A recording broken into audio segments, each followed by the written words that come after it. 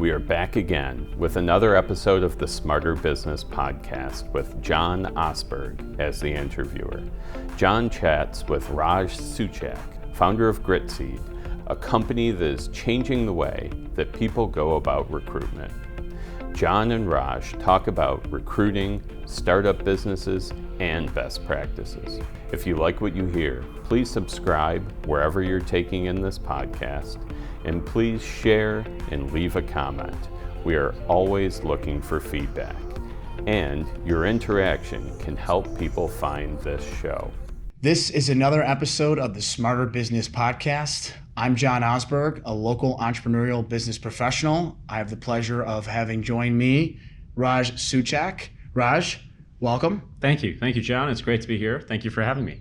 Raj is with a company here locally in Buffalo called GritSeed. And actually, I'm just going to let Raj talk a little bit more about what you're doing at GritSeed and maybe more about your background.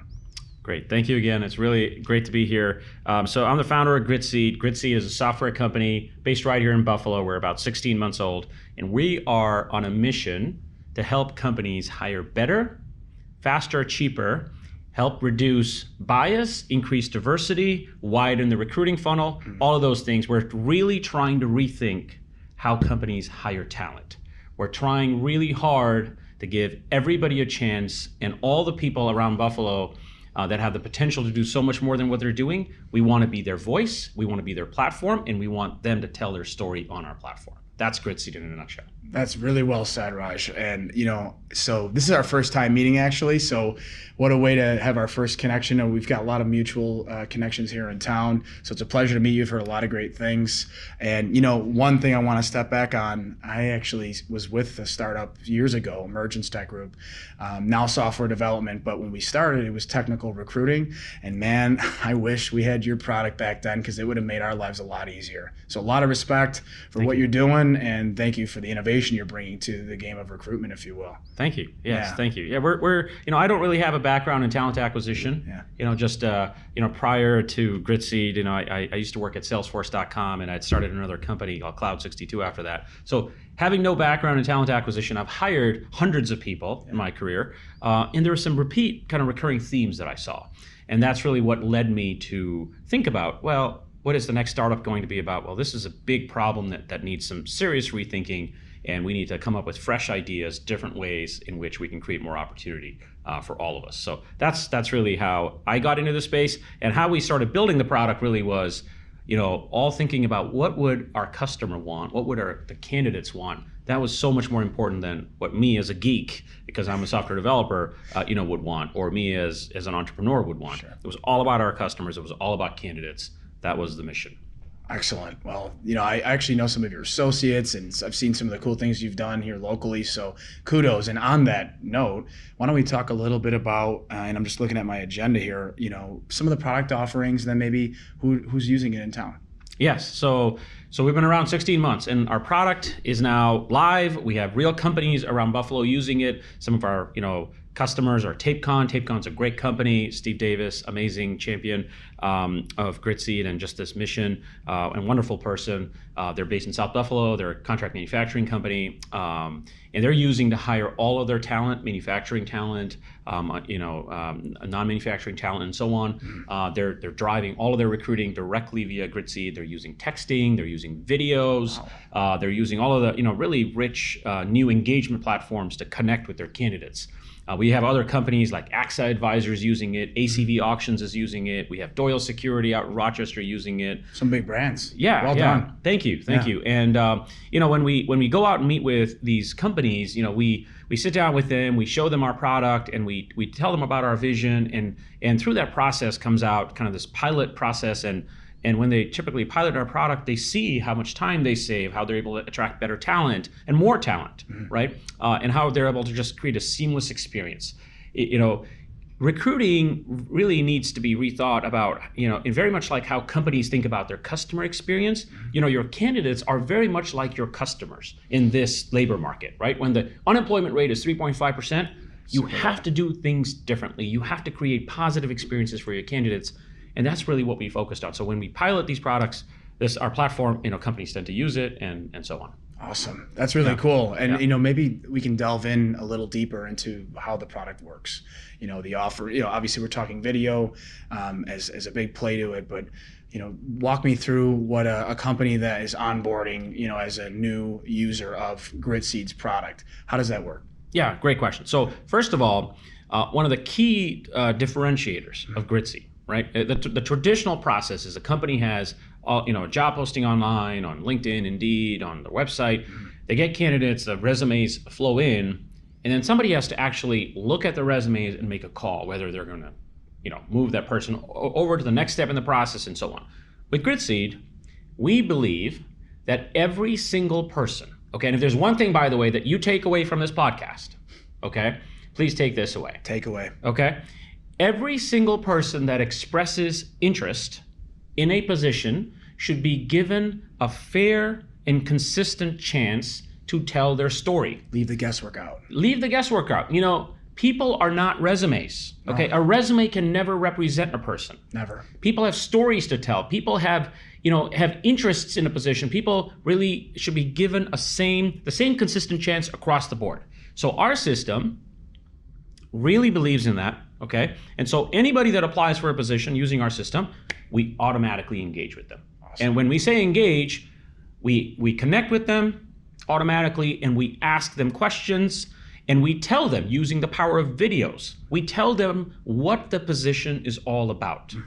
We guide them through the process, and there's a back and forth, and it's fully consistent, it's fully automated, and we don't make any judgment calls on anybody, right? So we don't say, you have 5 years of experience, so you're more qualified, or you have 10 years of experience, or you're more qualified. We live in a world now where it's, what can you actually deliver? Credentials are great, but they're just the first step of the process. Great. What you really need to demonstrate in this day and age is, what can you bring to the table? How can you change the game? And so GritSeed is that platform for candidates to demonstrate that to companies, and for everybody to get that same chance.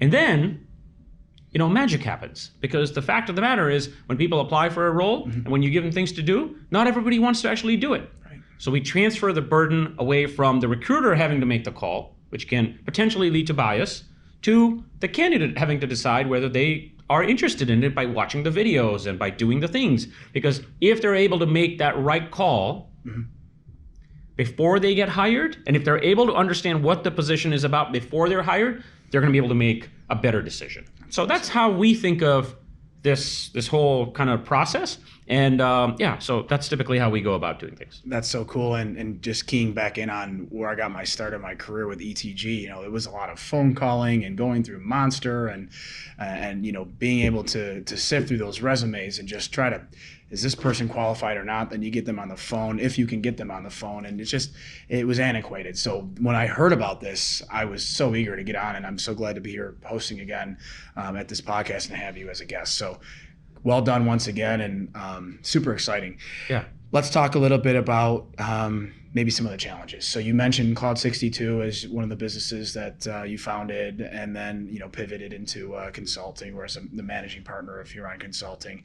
Talk about challenges that you've seen, whether it was when you had your first startup going, or in GritSeed, or both. Yes. So, first is for any company, some of their biggest challenges are finding the right people. Agreed. Right? Finding the right people, telling their story, encouraging people to apply, to go through the process. I mean, those are hard things, right? Candidates in this day and age have a lot of choices where they want to work. So it's really important that an organization pay close attention to how they're attracting the talent and how they are retaining the talent. So that's probably one of the biggest challenges that, frankly, any startup has, or any large company has. So across the board, I'd say that's kind of the consistent thing that I've seen. At Cloud 62, just to give you an example, we couldn't go out and afford to hire these amazing Salesforce.com consultants. We just didn't have the resources. Right. We were self-funded. So we started hiring people that we thought had grit. We thought were amazing, hardworking people that deserved a chance. They were underemployed. They could do so much more. And that's how we tried to solve that problem. So we hired people that had dropped out of high schools, people that were making sandwiches at Wegmans, people that literally were night shift UPS workers, people that installed satellite dishes. The list goes on. And there was one constant thing that we saw in all those people. They had the ability to learn. They were comfortable being uncomfortable, which is very important. It's one of my right? favorites. One of my favorite quotes. Exactly. You have to be comfortable being uncomfortable, That right? is so good. Because when you're learning, you go through pain. You're uncomfortable. That's the whole point. And so all of those people had those qualities. And when we hired them, we taught them Salesforce.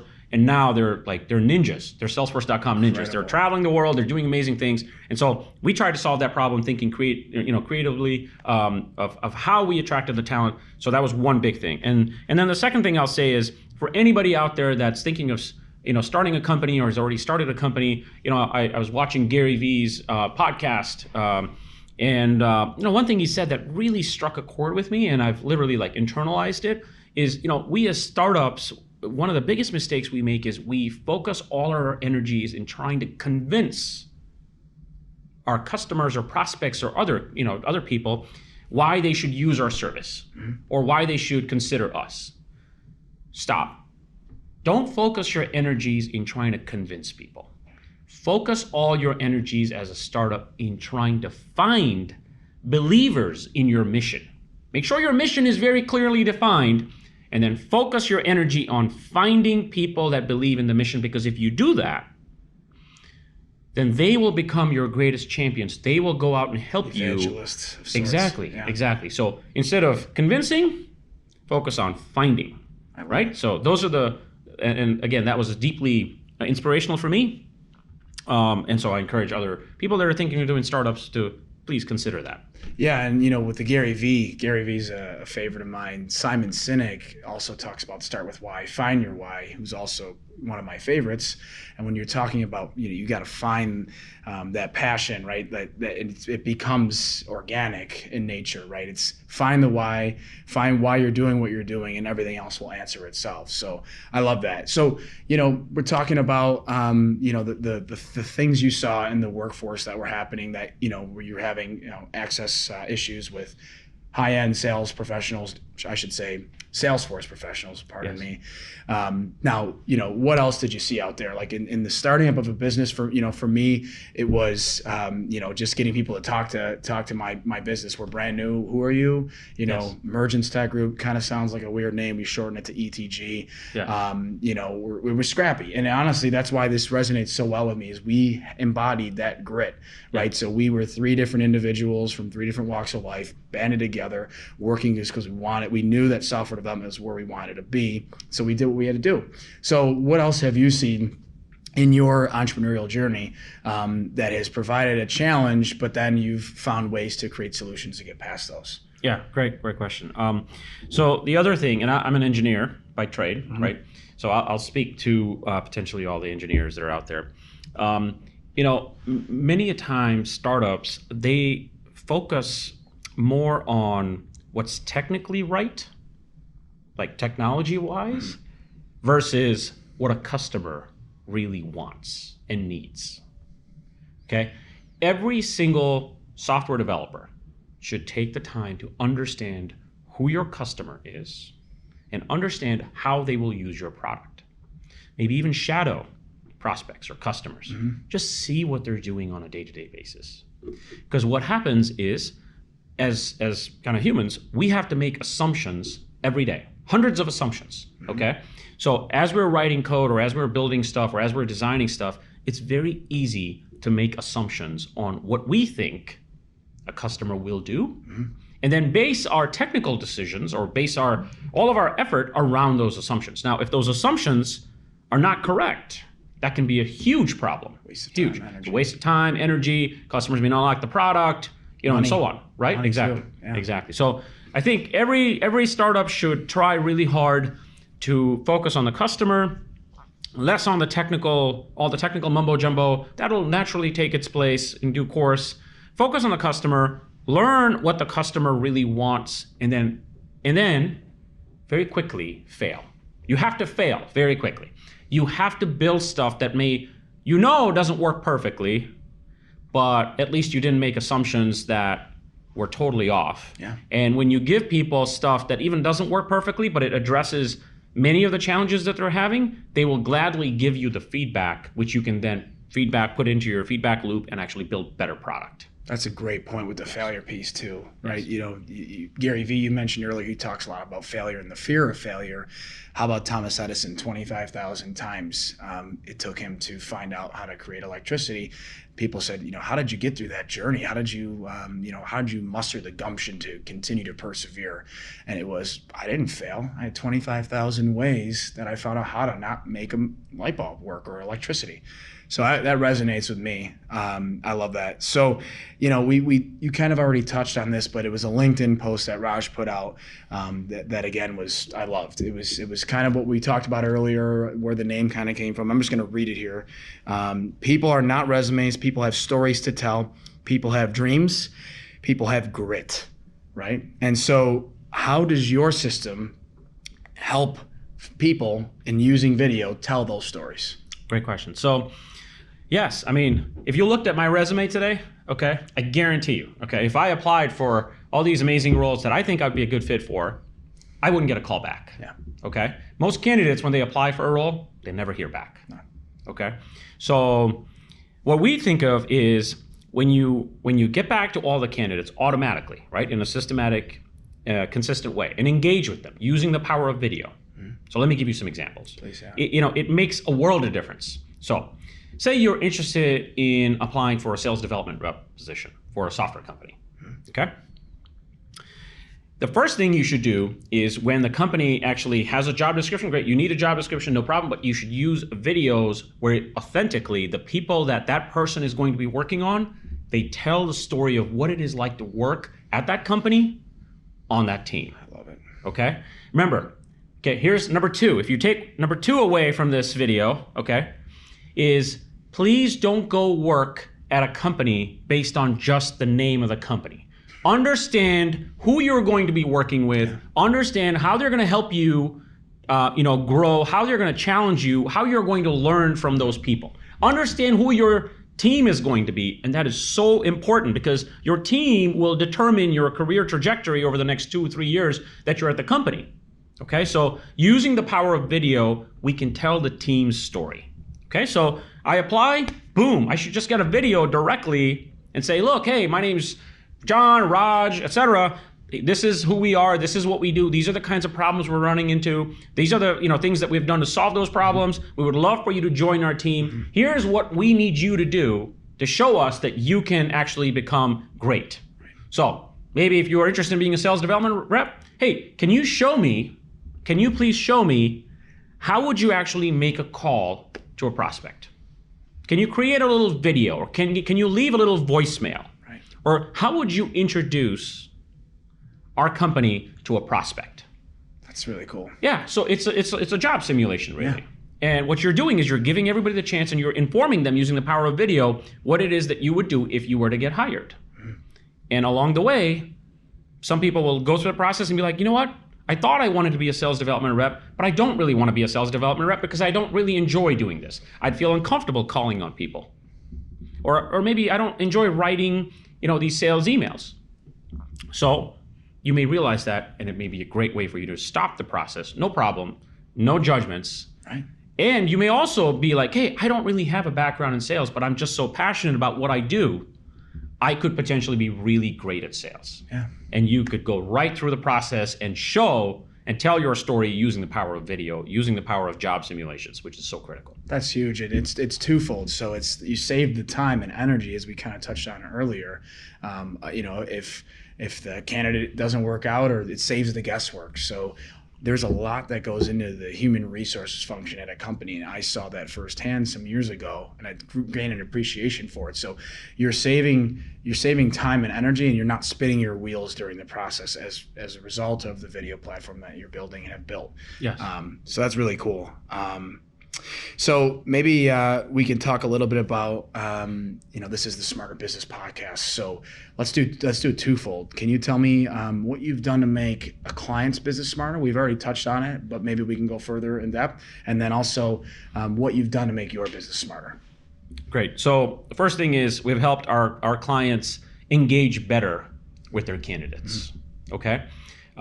When I say engage better, tell their story, but also use the power of texting. We all text, right, all the time.